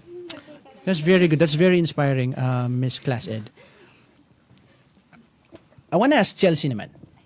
Ayan, si Chelsea. Hello po. Chelsea, this is something else. You focus on health accessibility for the poor. Lagi natin itong napapakinggan sa mga sa mga pageant candidates. It's one of their advocacies. Kasi yung health accessibility, kaya siya ipinupush kasi not everybody could have that kind of thing. Kumbaga, sobrang importante ng health sa isang bansa, sa isang community. For you personally, saan nanggagaling? Bakit yun yung gusto mong i-push? Actually po, but health accessibility for the poor. Siyempre po kasi parang first sem ng second year, parang nagkaroon po kami ng community service. Parang like what I've said earlier, pumupunta po kami sa mga iba't ibang lugar, sa mga barangay. Tapos we get to interview different people.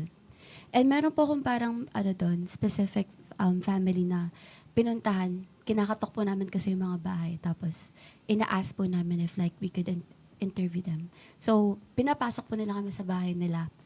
And sobrang makikita nyo po talaga sa una pa lang, yung mga bata, hindi po sila ganun, kumbaga po ba, kung isasabihin na lang natin, hindi siya yung parang nakukuha ng lahat. Mm-hmm. Like, yung surroundings, the environment is not something na naranasan nila. And doon ko na-realize na, grabe, sobrang yung healthcare system pala talaga natin dito especially sa Philippines, sobrang dapat kailangan talaga siyang pagtuunan ng pansin.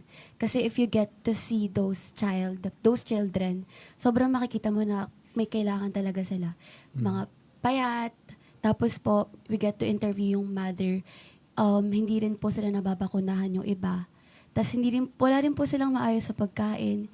Tapos wala silang privilege, wala silang chance na magpa-check up ganito. So parang that time, sabi ko po, very first time ko yun na-expose sa ganong environment. Doon ko talaga na-realize na sobrang kailangan pala talaga ng healthcare system. Like, yun yung dapat pinagtutuunan talaga ng And make pansin. it accessible Opo, for everybody. Like, accessible for everyone. Kasi naniniwala po talaga ako na health is not a privilege. It is a human right. So, yun po.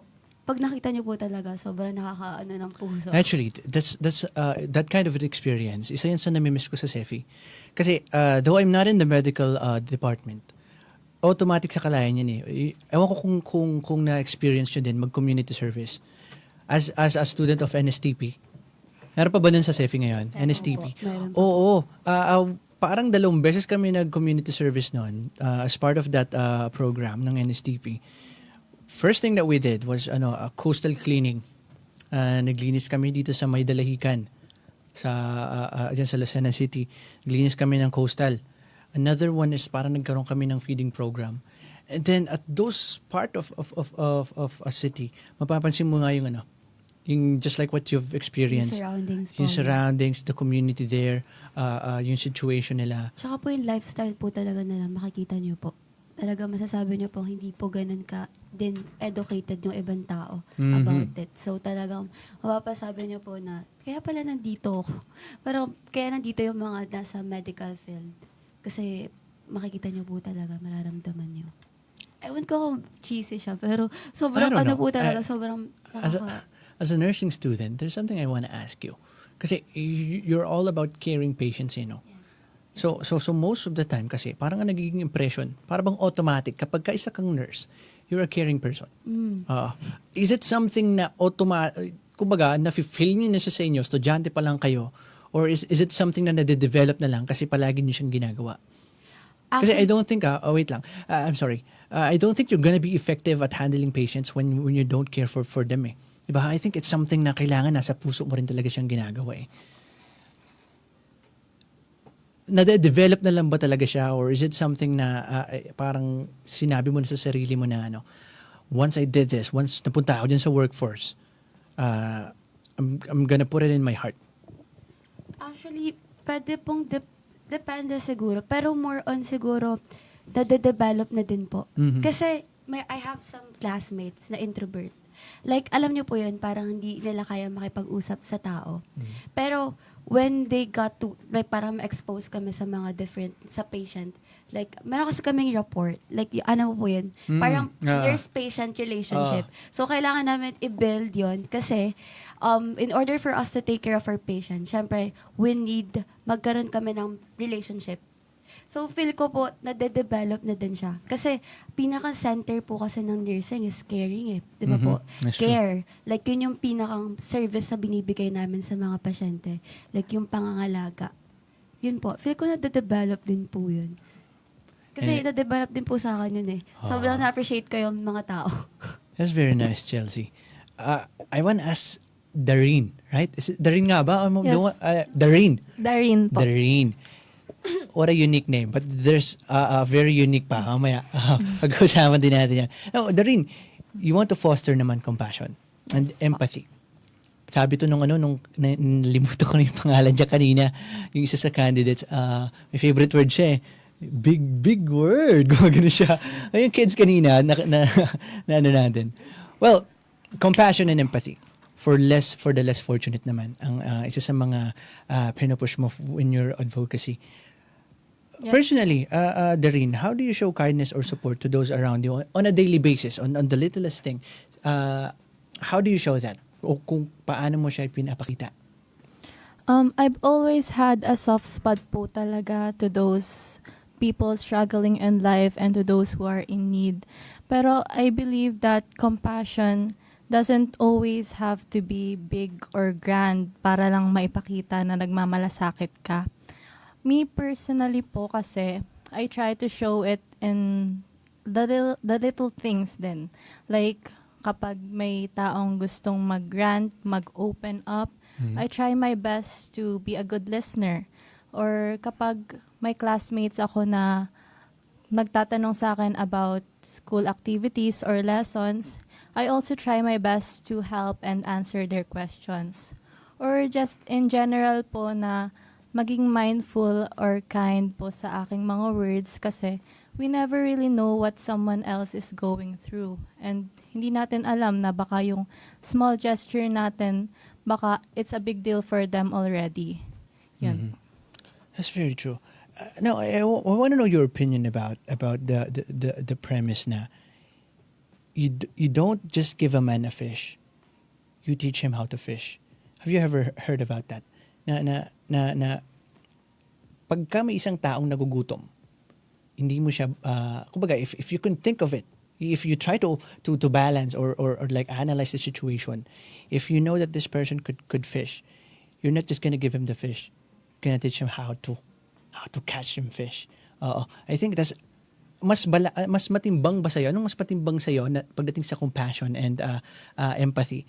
Yung kasi ang idea nun is it's a long-term help that you're gonna do. If you don't give the person a fish, you're gonna give him a fishing net or a fishing rod instead of directly a fish. Anong idea mo dun? Do you think kailangan yun? Yun ang kailangan instead of just giving a fish and kakakain siya isang araw. Pero pagka naubos na yung isda niya, wala na ulit siyang kakainin. Things like that.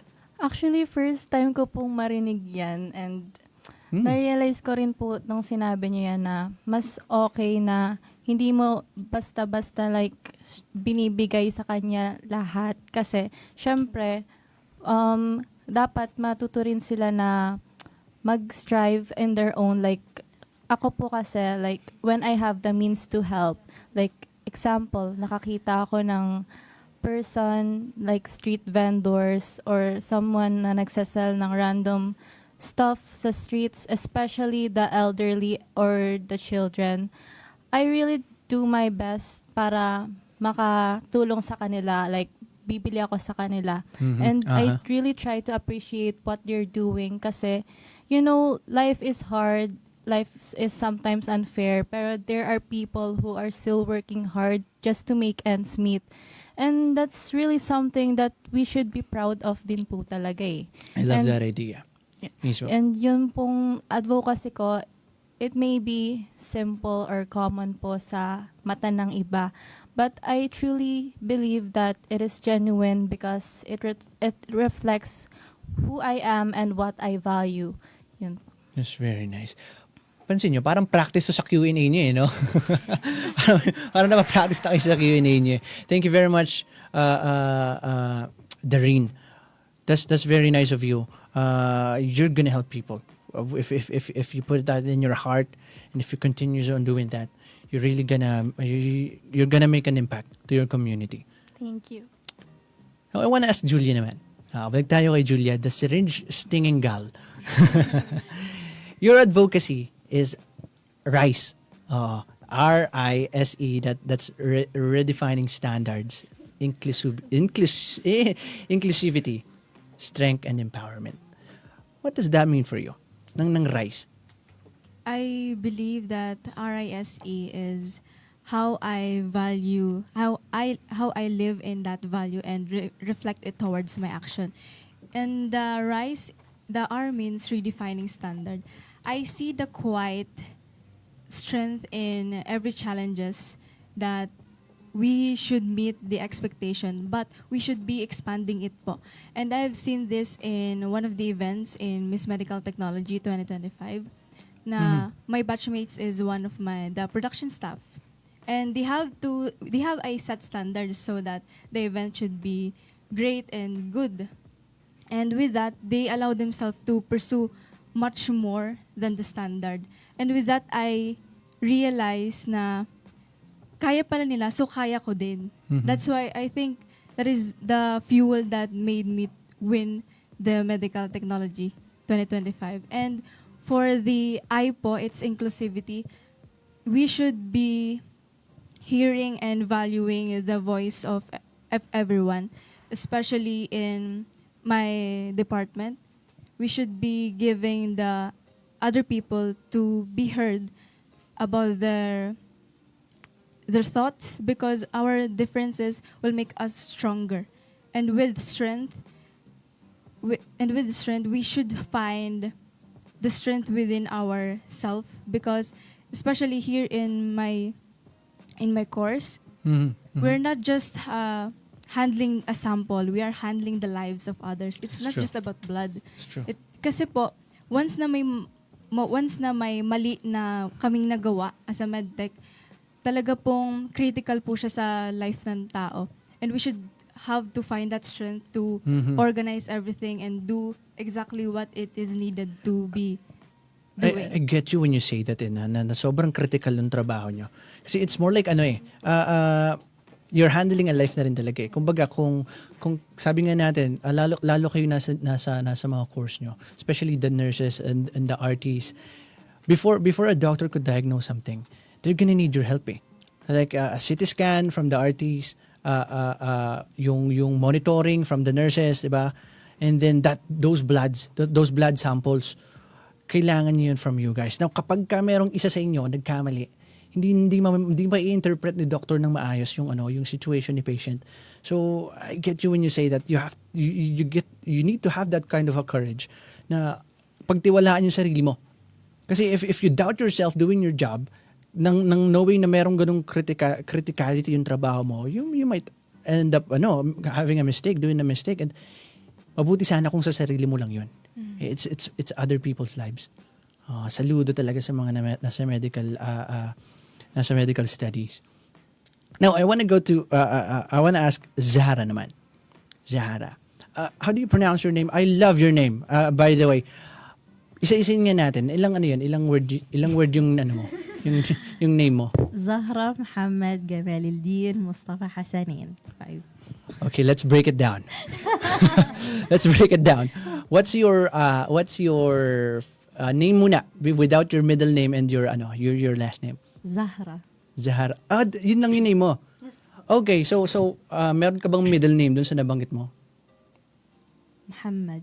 That's your middle name. Yeah. And then your last name, ilang word yun? Gamalildin. Yun po yung Zahra Muhammad Gamalildin yung ginagamit ko po. Okay. Pero it's really, because I was born and raised abroad in Kuwait po. Kuwait, okay. Yes po.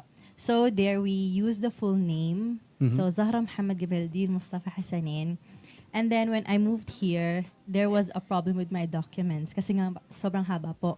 Mhm. So I Mhm. decided to use the first 3 na lang po, and it worked out naman.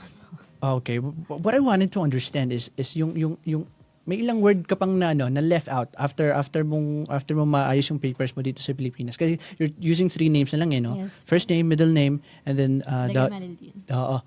Yung tatlong na natanggal. Tatlo pa ba? Dalawa po. Dalawa. Was it part of your last name na? Yes po. Pero it's not a one word. It's because in Arabic culture, we get our names from our father. So my father is Muhammad, and then my grandfather is Gamalildin, and so on. So It's a name, not the Yeah. last name. Yeah. Okay, that's interesting. So what happened po when I moved here, I made the Gamalildin parang my last name. Are you a Filipina? A pure Filipina No o po. half? Hybrid po. Filipino-Egyptian po. Egyptian si daddy? Yes po. Okay. Tapos Filipino si mommy? Yes po. Are you with your parents right now? Po? Are you with your parents right now here in the Philippines? My or? mom is in Kuwait working po, and my father passed away when I was 5. I'm sorry to hear about that. Okay, I just want to know that. Tapos, one thing I've noticed about Sefi, hindi ko siya inabot, though parang meron na sa senior high school before. Pero right now, Sefi is very accommodating when it comes to other races eh. Right now, di ba, ganun ka-inclusive yung Kalayan ngayon. Napansin niyo din, do you have guys like classmates that are just like Zahra, na from born in other countries din? May napapansin na kasi sa Sefing gano'n, no? Ganun sila ka-inclusive ngayon sa sa mga actually from what I've seen, meron din sila naging partner from other countries sa school din, a department. Now, Zara, your advocacy now is about spreading kindness. Is that right? Can you share a moment where a small act of kindness made a big difference in someone's life? Kasi I think that's one of the things na hindi natin napupuna kasi the small things eh. Pero most of the time, it impacts a lot. Now, kung maaalala mo, ano yung isang bagay na nagawa mo na nagkaroon ng malaking impact sa buhay ng ibang tao? Well, actually, kasi if you want to spread kindness truly, you never count it or you never realize that you are doing it. So, yun po, it comes out naturally. The kindness should come out naturally, and that's something I practice. It's a part of my life na since I was raised like that, with kindness and generosity. But maybe if that's something that I could remember, once when I was in Kuwait, there was a celebration. It's like a Muslim version of Christmas. So it's Eid, Eid al-Fitr. It's a celebration. I've heard of it. So we were out for celebration, and me and my sister saw a Egyptian man and he was clearly he was working as a construction man there. So dito sa Pilipinas, di ba po, usually sa Christmas hindi mawawala yung ham. Oo, parang it's nakasama na sa staple tradisyon po. yan. Yes, Oo. po. So there we saw a man. We saw a man. It's fine. It's fine. Yan po. So there was this staple like pastry, and clearly naman po it's that mura lang po siya.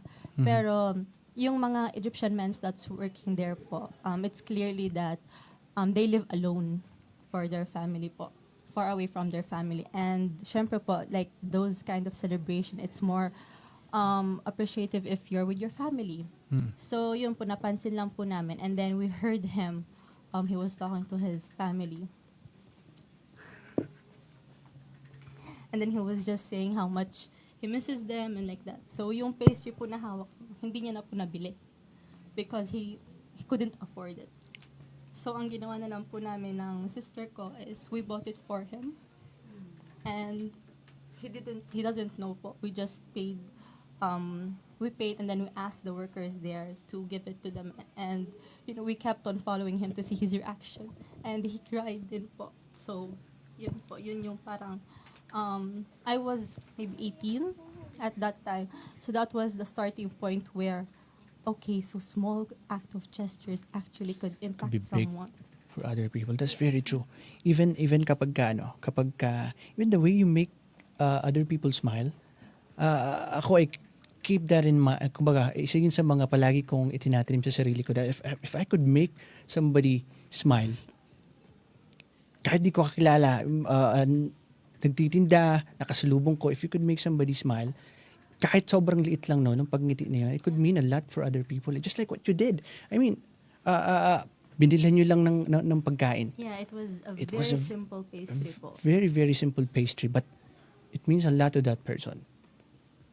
It's very good. So with that kind of an experience, parang itinanim mo na siya sa sarili mo na if I get to have a chance where I could make this an advocacy and if I could really make an impact, I'd be heard. Kasi yun yung opportunity na meron kayong lahat ngayon eh. Kaya laging may advocacy ang mga candidates eh. Diba? It's a beauty with the purpose. You're given a chance to have a purpose. You're gonna have a stage, you're gonna stand in there, you're gonna talk, and you make that experience or you make that opportunity worth the while. And I think nakakatuwa na lahat ng advocacies nyo is really coming from your heart. So Zara is spreading kindness. Diba? Sabihin natin, kanina may nagsabi din na sobrang, this might be simple. Minsan sobrang cliche na niya. Pero yun yung mga kailangan natin eh. Diba? Yes. We need to remove that thinking na kahit pa ulit-ulit, baga, nakakasawa na siyang pakinggan. Pero maybe you should ask, bakit nga ba natin ito pa ulit-ulit na sinasabi? Maybe we're not doing it. Kaya may nagsasabi pa rin. Pero imagine, nagagawa na natin siya. Maybe we wouldn't call it as a cliche thing. Diba? Even the simple kindness. Make somebody smile today. May nasalubong ka na tao, make somebody smile today. Actually, yun po yung form, we were practiced that's the biggest form of charity you can give. Smiling. Diba? It's costless. Sobrang libreng-libre nun. Yeah. Oo, diba?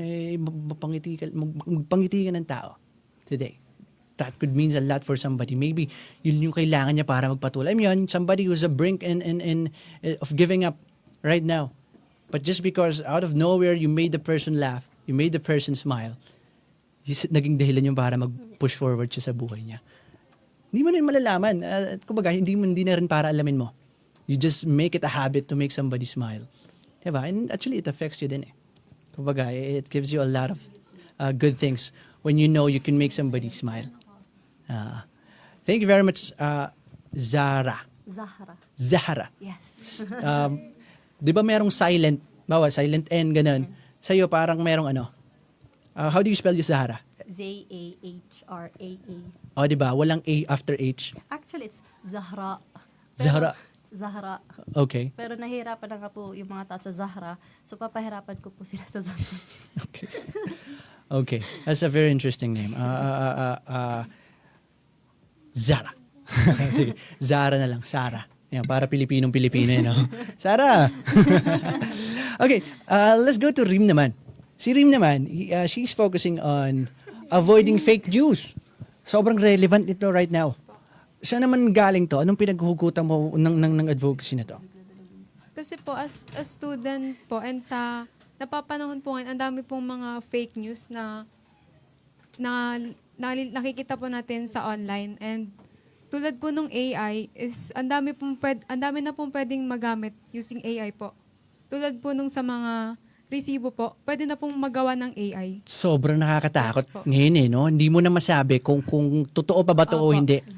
Could be a video, could be a picture. Yes po. Diba?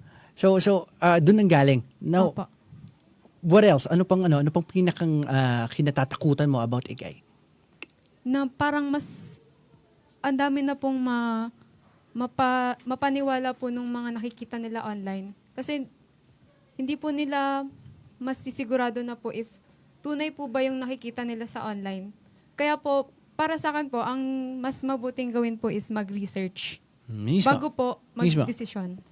That's very true. So sobrang ang fake news kasi it spreads very very quick eh. Yes po. Oo. So one thing to avoid that is to really do your own research about something. Kumbaga, you think lalo sa internet, lalo sa social media, you think before you click. Yes. Sabi nga nila, that's how you avoid fake news.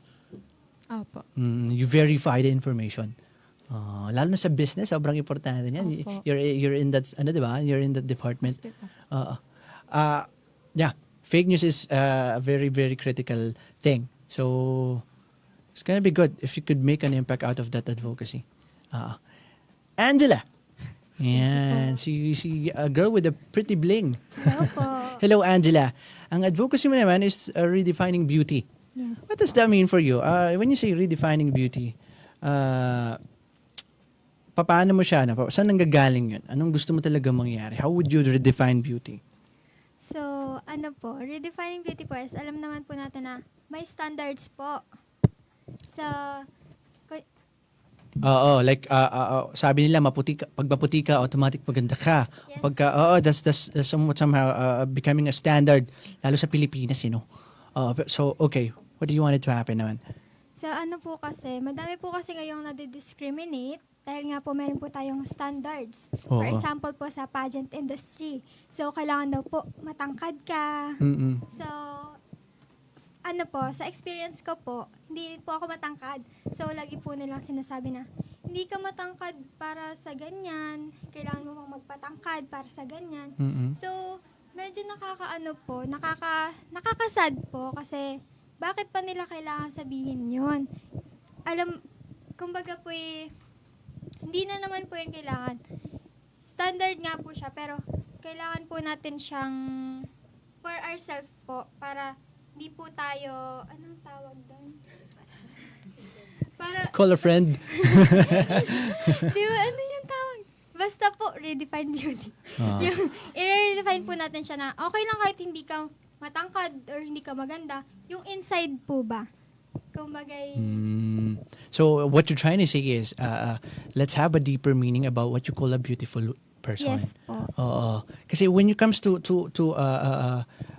physical beauty, although sabi nila, pagka matangos ang ilong mo, maganda ka.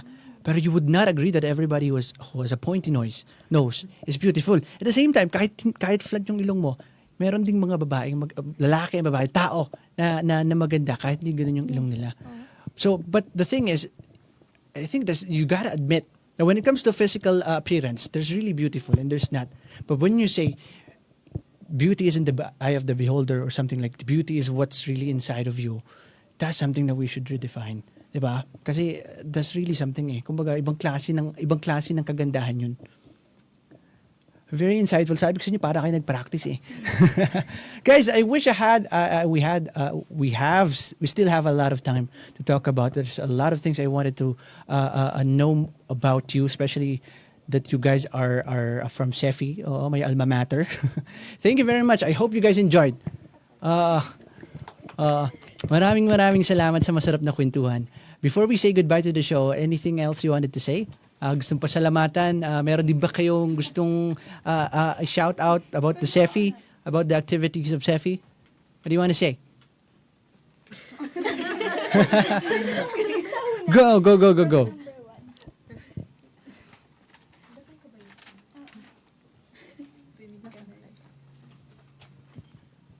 Sa gabi ng February 23, CEFI will recognize service awardees and most outstanding employees through Gawad Parangal. So, on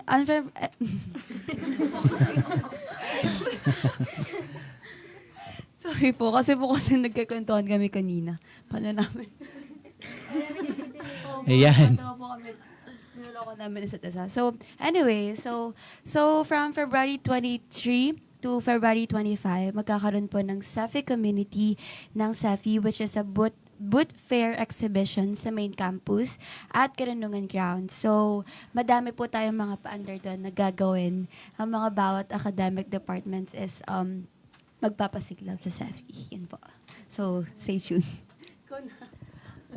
Ako naman po, on February 24, we at CEFI will be having a medical mission at the Kalayaan Hall with our beneficiaries from Barangay Mayo Crossing, our adopted community.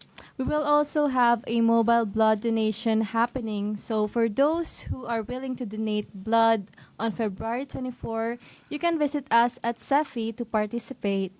Wow. What else? Ang daming activity ng Kalayan no? What else? Tagisan rin ng literary juices ang magaganap sa The Academic Battle on February 24. Citizens will compete in debate, oration, declamation, essay writing, and modern balagtasan. Hindi lang yun, classmate. Tagisan rin ng talino ang magaganap sa February 24 para naman sa Grand Quiz Bee. Madidefend kaya ng BS Psychology Okay. ang kanilang titulo bilang champion sa mga teams mula basic ed at higher education programs. Abangan natin yan. That's very nice. Exciting. What else? Kanina may nalimutan daw ako Baka mamaya may malimutan ulit ako.